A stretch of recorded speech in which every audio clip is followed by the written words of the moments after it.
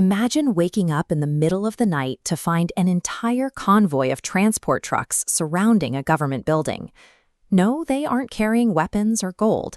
These trucks were dumping 1,277 tons of paper directly onto the doorstep of SEBI, India's market regulator. The Sahara company packed 31,000 boxes full of documents, a calculated move to ensure government investigators would drown in the paperwork. This frantic defensive maneuver came from a man at the height of his power. Subrata Roy's name was printed on the jerseys of the Indian national cricket team. He was busy acquiring New York's Plaza Hotel and spending 500 crore rupees on his son's weddings. But the mystery remains. How did a man who started with nothing end up using millions of paper records as a weapon against the state? To find out, we have to look at the specific machinery of the empire he built. In 1978, in the city of Gorakhpur, Roy identified a massive, untapped market. He targeted the millions of rickshaw pullers and street vendors who earned their living in cash but lacked any access to traditional banks. He deployed an army of local agents, trusted neighbors in sharp white shirts and black ties, to collect micro-deposits of just a single rupee every day. It was a strategy of gathering an ocean, one drop at a time. The entire operation relied on a specific rule buried in the fine print, the forfeiture clause. If an investor missed a single daily installment, Sahara was legally entitled to seize every rupee that person had already deposited.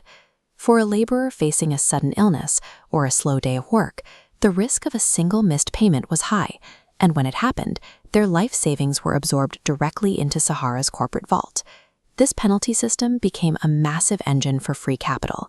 By trapping the savings of those most likely to default, Sahara generated the liquidity needed to pay off older investors. This cruel mechanic transformed the financial insecurity of India's poorest citizens into the foundation of its largest financial empire. By 2008, the Reserve Bank of India recognized the danger. They stepped in and officially banned Sahara from taking any new financial deposits.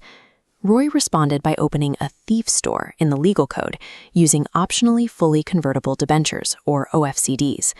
This complex debt instrument bypassed RBI oversight. He channeled unregulated investments through two new real estate companies. In this blind spot, the scale was massive, pulling in 24,000 crore rupees from 30 million people without government approval.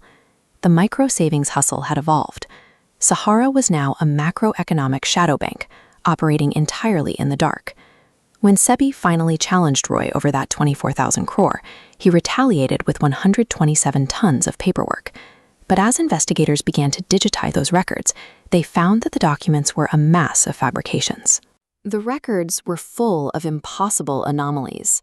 One woman, Kalawati, was listed nearly 6,000 times at a single address. In thousands of other files, the names of the collecting agents were replaced by the name of a holy city, Haridwar. By breaking down massive sums of anonymous cash into thousands of tiny 5-rupee deposits under these fake names, Sahara created a screening mechanism.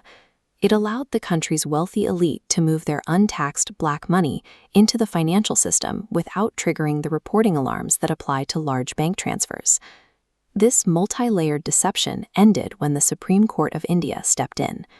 They collapsed the empire and sent Subrata Roy to a Delhi jail in 2014. Subrata Roy died in 2023. While the billionaire architect and his wealthy clients have largely avoided total financial ruin, millions of the working poor are still left holding worthless yellow receipts, waiting for a justice that remains out of reach.